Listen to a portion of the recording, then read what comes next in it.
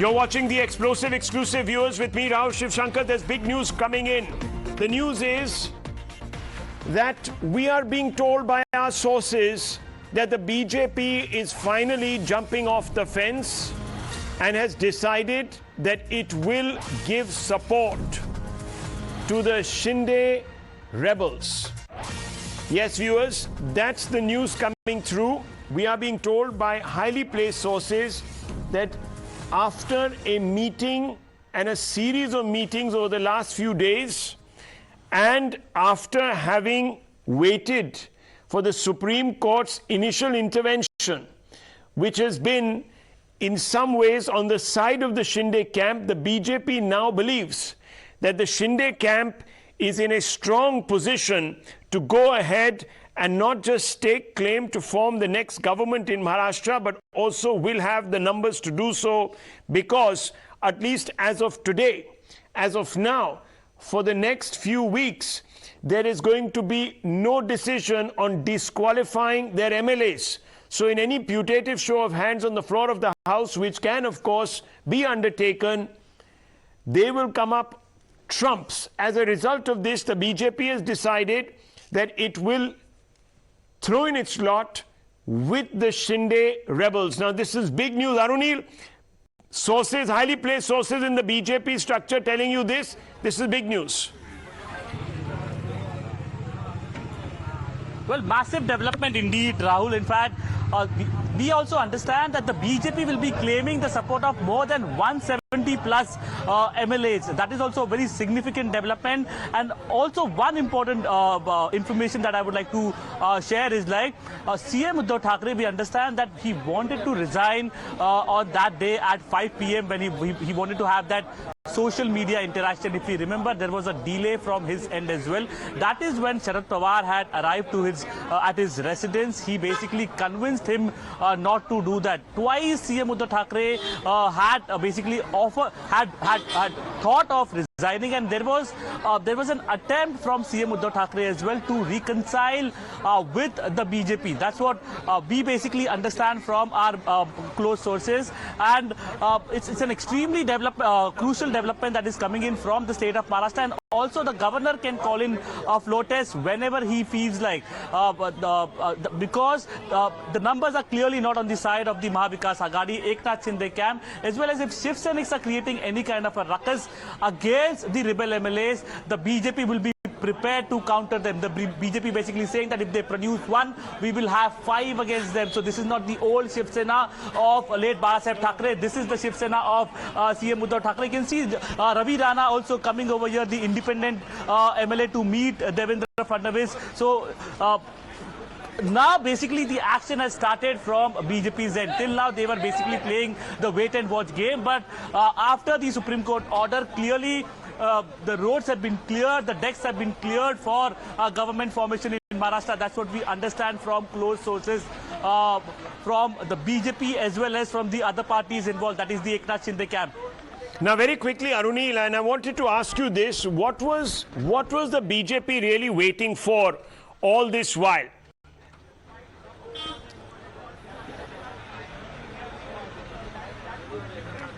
Well, Rahul, first, the biggest roadblock in these developments was the Deputy Speaker. And it was basically the Deputy Speaker had moved a no confidence motion. He basically had also asked for the suspension of these 16 MLAs. That had to be removed, and that happened after the order from the Honorable Supreme Court. So now the decks have been cleared, and there has been one confusion that has been mainly floated from the end of the CM Uddhav Thackeray camp, basically saying that if the rebel MLAs, they will have to merge with some of the other party. They will have to merge with the MNS or with the Prahar Shakti party, which is Bachchu Kadu's party.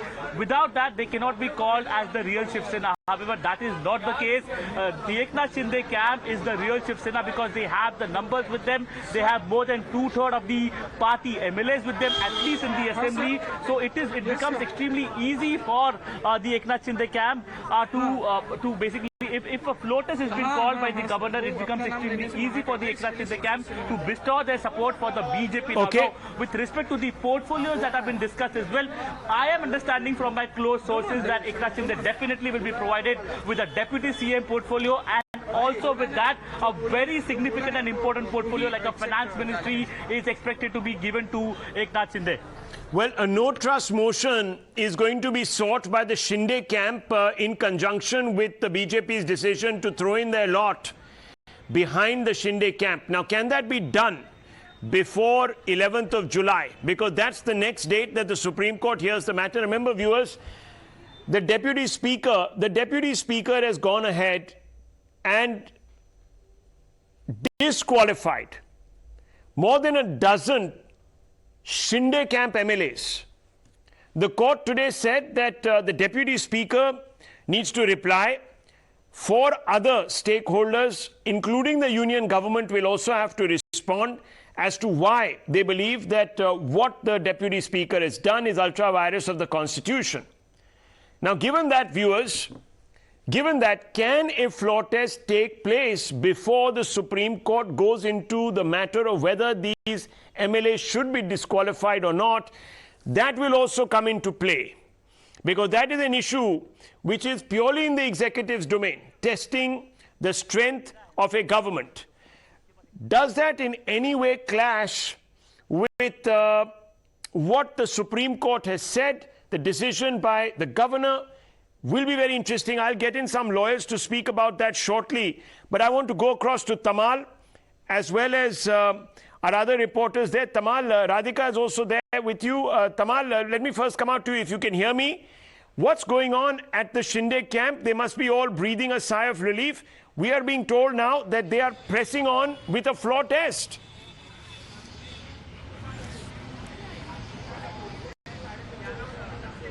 Well, Rahul, I was in fact typing that message, on the group. In fact, what you've been given to understand by very credible sources, there had been multiple meetings happening since morning. After the Supreme Court interim order, yes, there was one meeting. Thereafter, there had been another meeting, and now the final meeting of the day is on, in which the legal counsels are also expected to join. Now, why is this meeting extremely crucial and could last for a marathon race? Purely because it is also expected to be deliberated as how soon can Eknath Shinde approach the governor seeking a floor test. I'm being told by my very credible source that Eknath Shinde is extremely confident, and he has had one-on-one meeting with the rebel MLAs with the same idea that they are confident of the number and thus they can approach the governor. Yes, they are now waiting for a legal consent, whether the legal counsel would also be giving the same approval. If yes, then if sources are to believe, Rahul, they possibly would be doing the same by tomorrow. Now, big numbers, tomorrow big other details coming in. 1 second, Tamal, just hold your hands, horses. The BJP says that it now has the support of close to 170 MLAs. This is a dramatic development. Radhika also there with us. Arunil also on this story. Eknath Shinde is the real Sena. The BJP has come to this conclusion.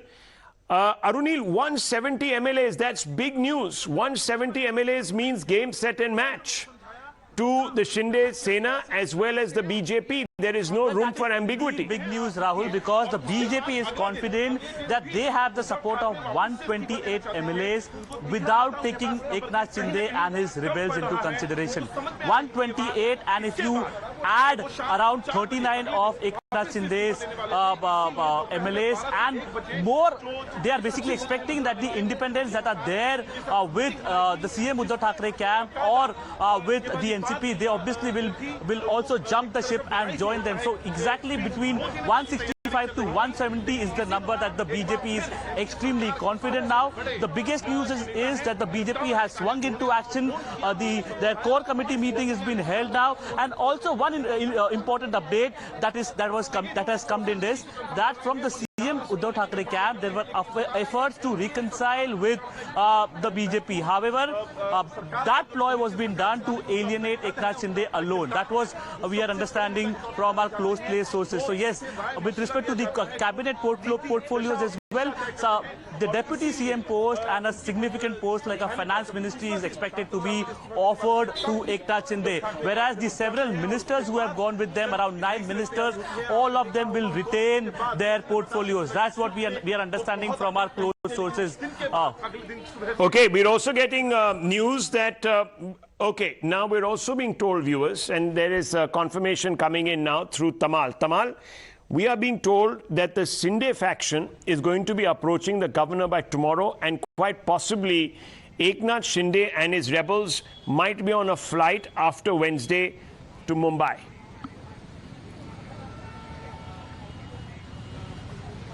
Well, absolutely, absolutely. I spoke to somebody who is there inside and I did ask this specific question, are you planning to leave today? The answer was a big no. Are you planning to leave tomorrow? The answer was a big no. The third question was, are you planning to stay here till July 12th? The answer was a big no. And then we had a conversation to which it was given to understand to Times Now that they are planning to go back, leave Guwahati, because mind you, the Supreme Court interim order is also binding on the state, because Supreme Court interim order has clearly suggested there has to be proper security ensured, physical security and safety ensured to all the rebel MLAs. Nothing untoward can happen. So now they are waiting after the order is being served to the recipients, here in this case the government of Maharashtra, because law and order is a state subject and there is still a government in Maharashtra. They would wait for that to happen and thereafter they would take a call. So in all likeness, by Wednesday or Thursday, it would be aptly clear whether they are going to stay back in Guwahati or would leave Guwahati. Now the big question is, even if they leave Guwahati, will they go back to Maharashtra or go somewhere else? But coming to a point, yes, the final meeting which is currently underway, Rahul, could be very, very significant and crucial, because the legal councils are also joining the meeting over video conference, where the deliberation would be purely on this very aspect. Can Eknath Shinde now approach the governor even though there is an intervention from the judiciary? Do you think there is a scope and the room for them to constitutionally approach the governor and tell him that he has got the numbers and that he should be allowed to stake claim of the government? So the final meeting would finally conclude today, and thereafter there would be clarity. What you've been given to understand, Eknath Shinde has held meeting with the rebel MLAs one-on-one, infusing confidence that hum sab theek hai, kuch nahi hoga, we are all fine and we need to be patient and we are on the brighter side, quote-unquote brighter side. And in fact, he has also suggested that he is confident of approaching the governor because he thinks the real Maharashtra government, quote-unquote, once again, as I've been told, the real government of Shiv Sena government in Maharashtra will be formed very soon, as he approaches the governor with the strength of the number which he's trying to project, and suggesting, just opposing that against Uddhav Thackeray, which he says the strength behind Uddhav Thackeray is depleting with the day. Back to you. Also being told, and I want to go back to Radhika now on this, more updates coming in. Radhika, we are being told that Uddhav Thackeray actually wanted to not quit once but twice in the last 1 week, but was held back. That's right. Uddhav Thackeray wanted to quit his post not once but twice, but he was held back by Sharad Pawar. We know for a fact that that emotional speech in which Chief Minister Uddhav Thackeray kept reiterating that, you know, I want to resign. If Shiv Sena want me to resign, then I am ready to put down my papers today. And then he did that, dramatic move from Varsha to his residence, Matushri. Even as that was happening, he, in every speech, reiterated that he doesn't cling to power. He doesn't want to cling to power. He's not greedy for power, and he is ready to put in his papers. He's ready to quit any time that that the Sainiks want them to. However, he was stopped by his allies. He was stopped by the NCP. He was stopped by the Congress. Sharad Pawar, who's the actual architect of Mahavikas Aghadi government, who's been aiding, Uddhav Thackeray, who's been sort of supporting him, who's been advising Uddhav Thackeray, told him to not do that immediately. So, which is one of the reasons why Uddhav Thackeray hasn't stepped down till now, because the question that had been repeatedly asked is, now that he doesn't have the numbers, now that he doesn't have the support, not just of the MLAs, but of MPs, councillors, and so many other, office bearers and so on and so forth, why is he not stepping down and why is he still clinging on to that post? When he's reiterated time and again that he doesn't want to be the chief minister, he was forced to become one, and that now he is ready to give up that position. So yes, so therefore the news coming in that the reason why he stuck on to that post is because Sharad Pawar that NCP Supremo asked him to not give up as yet. Okay, that's very, very important. Sharad Pawar holding him back. Remember, viewers, that Uddhav Thackeray had said that he never wanted to be CM in the first place. He was actually encouraged by Sharad Pawar. And now when he wants to quit, he's been held back, not once but twice by Sharad Pawar. In fact, during his Facebook Live interaction, he had thought that he would go on and tell the world that he is no longer wanting to continue with the Chief Minister's role in Maharashtra. In fact, it was on that day where he announced that he would be leaving the Chief Minister's residence and moving back to Matoshri. So obviously, this was a thought that he continues to toy with, and if, what we are being told now, if the BJP have, by Arunil, 165 to 170 MLAs, including the Eknath Shinde faction, well, the writing is writ large on the wall for Uddhav Thackeray. Now, before I go into the other big development, the Enforcement Directorate angle on this story, I want to quickly go across to Deshratan Nigam, a lawyer who joins us. Mr. Nigam, can this floor test, even if it is called by the governor, go ahead, despite the fact that July 11th is the day the Supreme Court hears whether there is reason enough to disqualify the rebel MLAs? Rahul, in fact, if you recall, the Supreme Court refused to intervene with respect to the floor test today because it was entirely premature, because not a single step has been taken towards the floor test as of now today. Therefore, they refused to intervene. Now, these two things, the case before the court and the floor test, are two independent events. Now, if somebody stakes a claim tomorrow before the governor is bound to take action on that by summoning the assembly.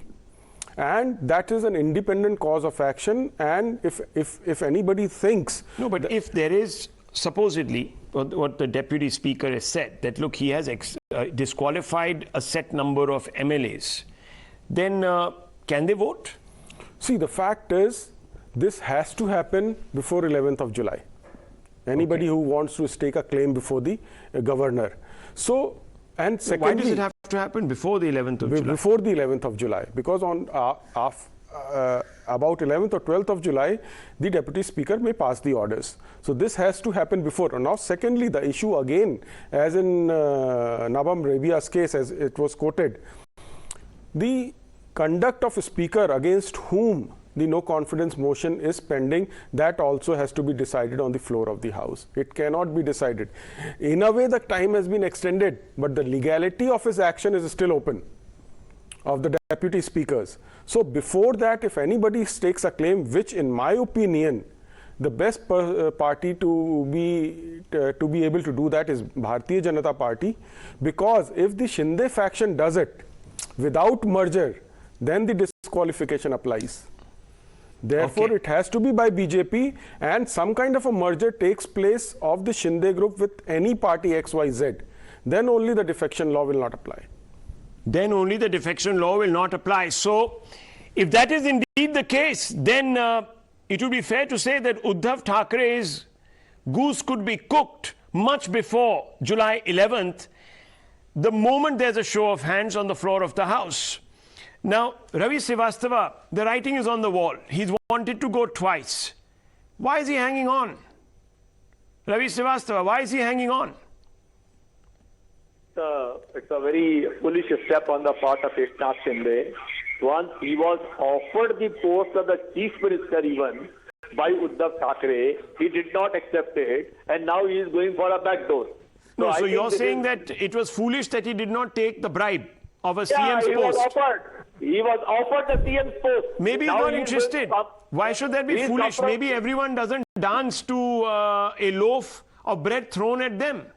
Maybe he's not foolish. Maybe he has some integrity. See, Rahul, lot of water has to flow through the Ganges in these 10-12 days. You have to watch it, that this person, how he acts. No. So first of all, Uddhav Thackeray has amply clarified to him, you first come over here.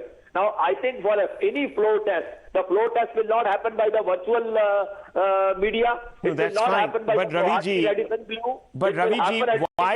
why does a person who doesn't believe in his own chief minister also believes that the Chief Minister has strayed from ideology, also believes that the Chief Minister is perhaps incapable of leading the Shiv Sena.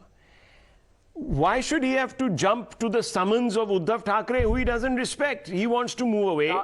He wants to fight the good fight, and you're calling him foolish. That is his perception.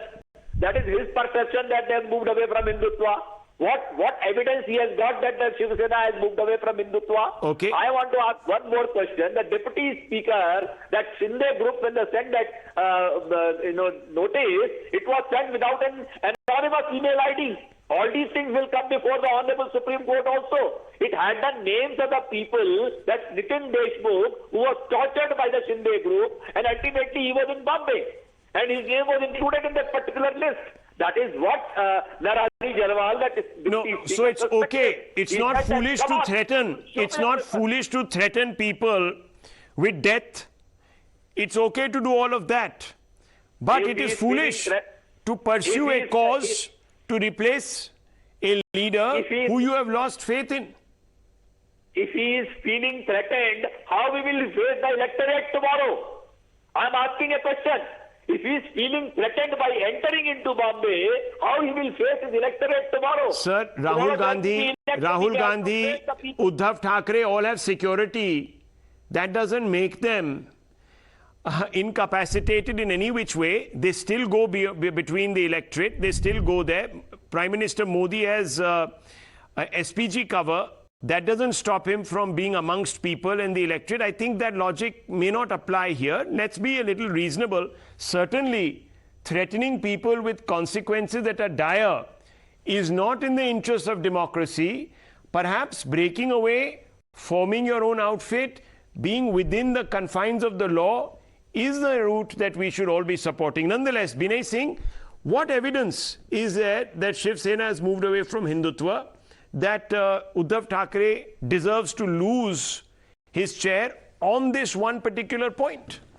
Rahul, first thing I would say that Eknath Shinde deserves respect, and he deserves a lot of respect, because there is an old saying that when tyranny becomes law, rebellion becomes duty. So we must respect him for being rebellion against a tyranny.